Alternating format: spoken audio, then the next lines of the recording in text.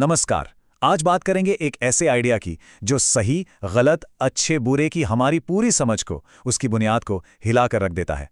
ये कोई अच्छी या बुरी बात नहीं है, ये बस एक हकीकत है। देखिए, नीत्शे का ये आइडिया कमजोर दिल वालों के लिए है ही नहीं।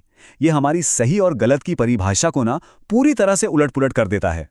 ये हमें मजबूर करता है कि हम अपनी सबसे गहरी मान्यताओं पर, अपने वैल्यूज पर सवाल उठाएं। तो चलिए इसमें गहरा उतरते हैं।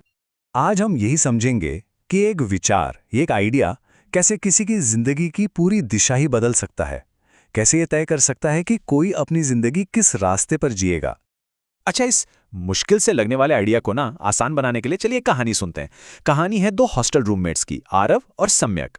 अब देखिए, दोनों का बैकग्राउंड, परवरिश, सब कुछ लगभग एक जैसा है, पर दुनिया को देखने का उनका तरीका, उनका नजरिया जमीन आसमान का फर्क है।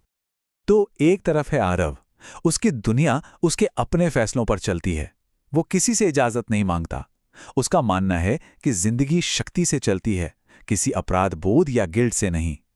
और दूसरी तरफ है सम्यक। उसकी सबसे बड़ी चिंता, लोग क्या कहेंगे।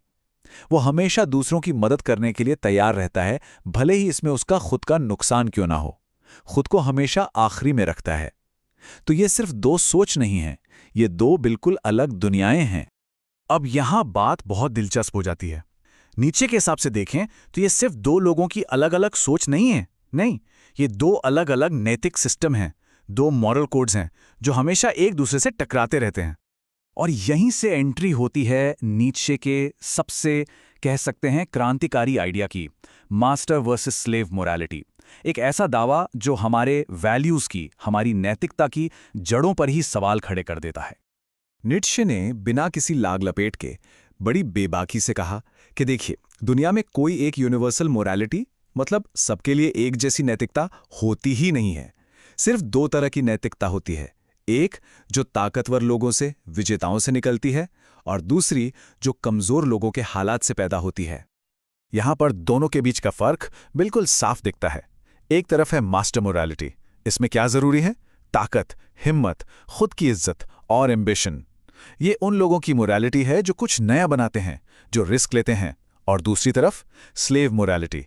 ये अपराध बोध और डर से चलती है। यहां हुक्म मानना, दूसरों को दोष देना और सबसे जरूरी, झुंड के पीछे चलना, यही सही माना जाता है। हाँ, यह भी सच है कि सहानुभूति और करुणा जैसे विचार भी यहीं से पैदा होते हैं। तो नीचे का तर्क क्या है? वो कहते हैं कि स्लेव मोरालिटी उन लोगों ने बनाई जो शक्तिहीन थे, जो कमजोर थे, मतलब जो लोग जीत नहीं सकते थे। उन्होंने कहा कि जीतना ही बुरी बात है। ये एक तरह का साइकोलॉजिकल डिफेंस था। उन्होंने अपनी कमजोरी और डर को अच्छाई और पुण्य का नाम दे दिया। तो मुद्दे की बात क्या है?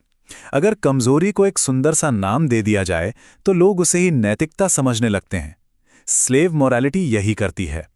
डर को विनम्रता कह देती है, कमजोरी को दया कह देती है, ताकि वो कमजोरियां ना लगें बल्कि गुण लगें। ये वैल्यूज की पूरी रीब्रांडिंग है एक तरह से।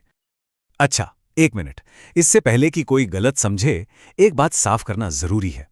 मास्टर मोरालिटी का मतलब सिर्फ स्वार्थी या बेरहम होना नहीं है।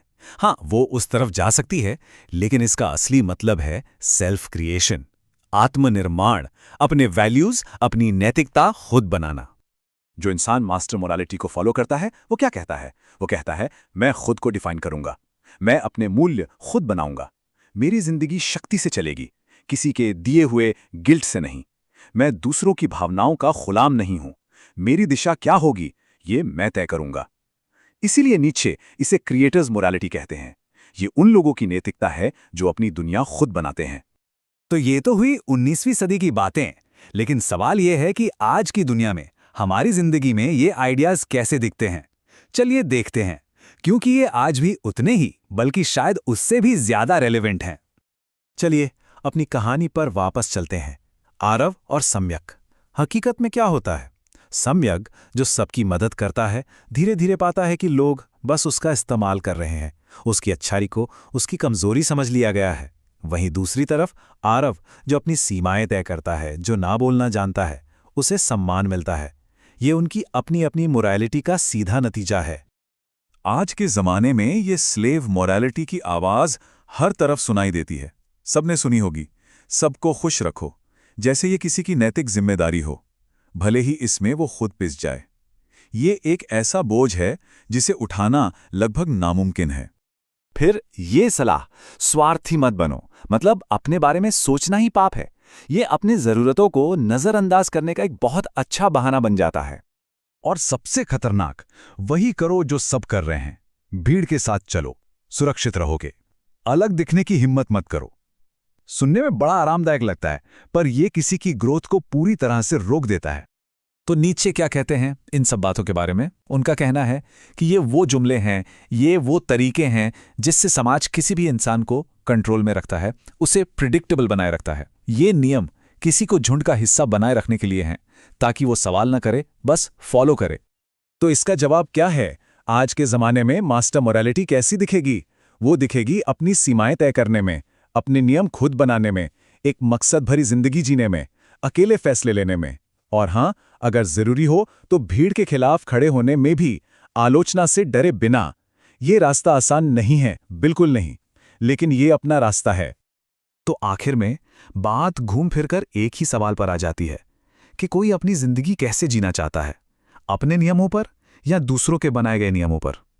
चुनाव आखिर में हर किसी का अपना है। आरव का वो एक वाक्य जो उसने सम्यक से कहा था, इस पूरी बहस का सार है। तुम्हारी नैतिकता दूसरों की सेवा पे आधारित है, मेरी नैतिकता मेरे जीवन पर।